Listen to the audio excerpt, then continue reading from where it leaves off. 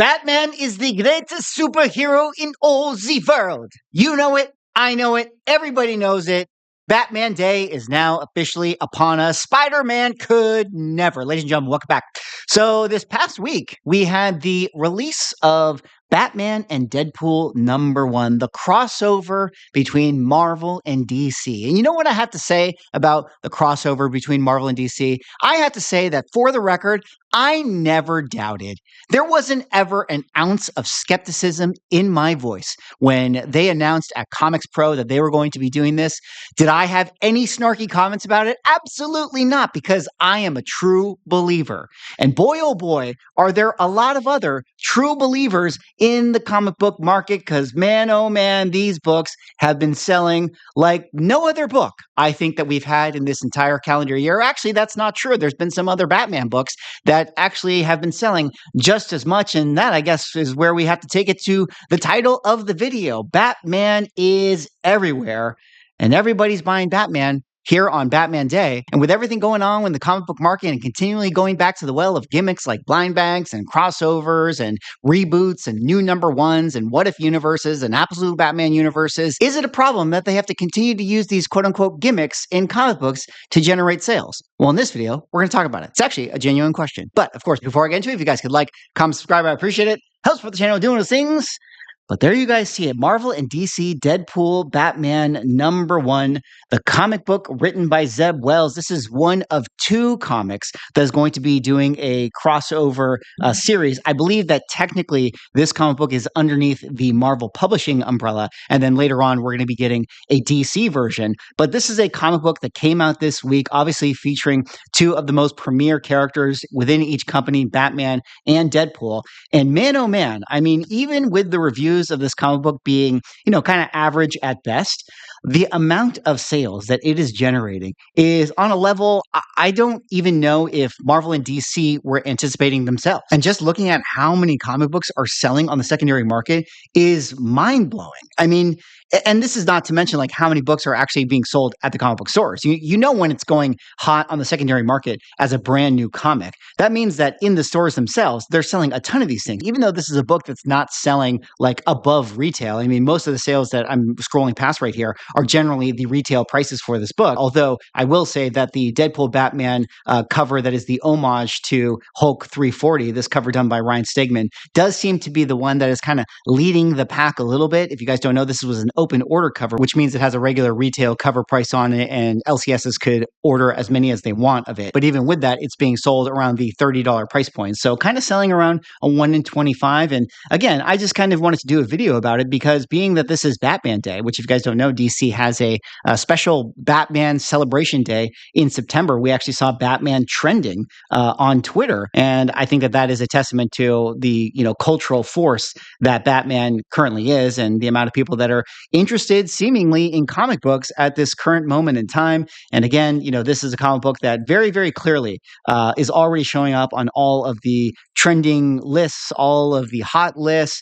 This is Key Collector showing it as a key of the week. This is definitely something that has been a positive, a shot in the arm for both, Marvel and DC and the allure of superheroes and comic books and things of that nature. But, I have a genuine question for you guys. I mean, is this a real thing? Is this something where this comic book comes out and people get excited and it brings people back into stores? Or is this just sort of like selling to the people who are still buying comic books? And basically the remaining people that are still buying comic books are the ones that are buying these things themselves. But will there actually be a lingering effect here? Will it actually bring people into stores and turn people into comic book readers? That I'm not so sure, because if I'm really being honest, I kind of just think it's all about the covers. You got Jeff and Crypto, sitting on each other's houses right there, which is admittedly, I think that that's a lot of fun. And it's actually pretty cute. You got other team up covers. This is the J. Scott Campbell where you have Huntress and Psylocke.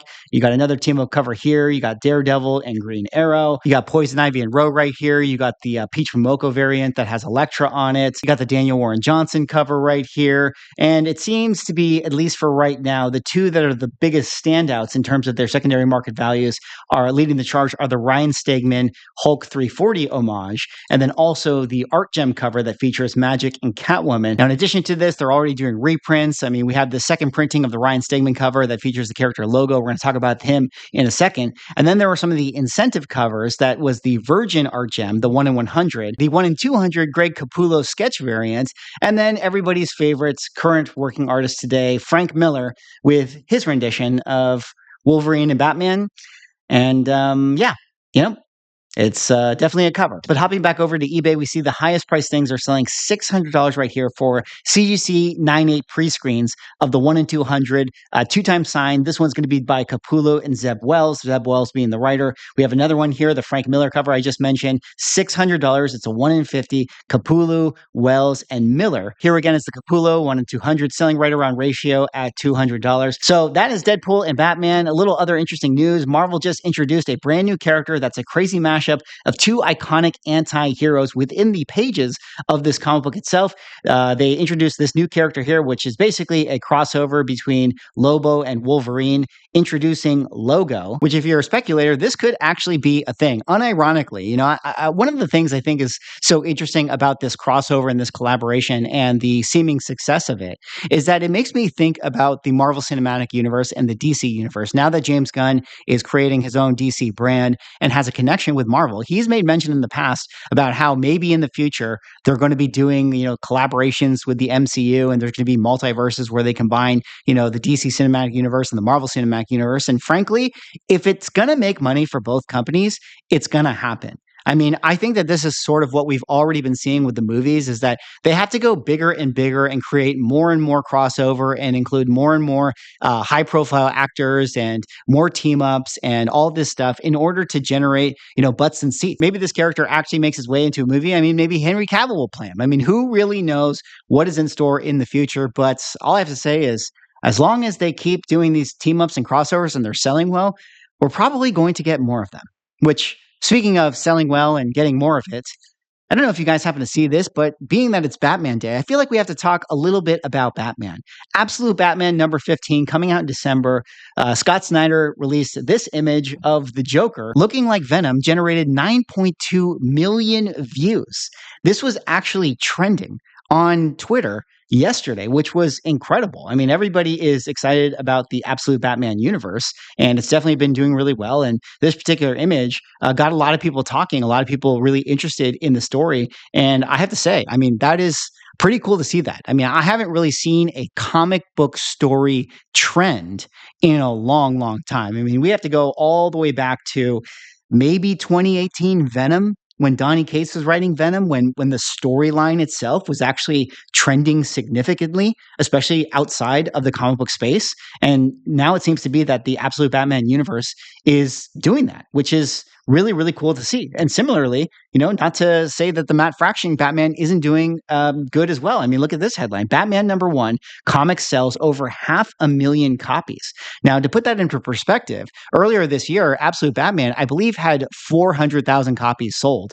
Well, it turns out that the blind bag, Batman with that Matt Fraction just recently came out with, has sold for 500,000. So this Batman actually outselling the Absolute Batman universe. And I kind of understand why that is the case. I mean, the blind bag craze has been, you know, definitely a very, very successful model for a lot of companies this year. We've talked about it many times on this channel, and it continues to be at least successful for, you know, this sort of one-off sale with the Batman comic book. But also, I do think that even though the Absolute Batman universe is widely celebrated by comic book readers, it is, in my opinion, a little bit of a what-if universe. It's kind of, you know, maybe not going to be, you know, continuity that moves forward. So it's kind of nice to see Matt Fraction's Batman also doing very well, because, you know, this is a little more fastball down the middle style of Batman, especially with his vintage light blue suit, which I think is really fun to see. And also people seeing it in Deadpool and Batman number 1.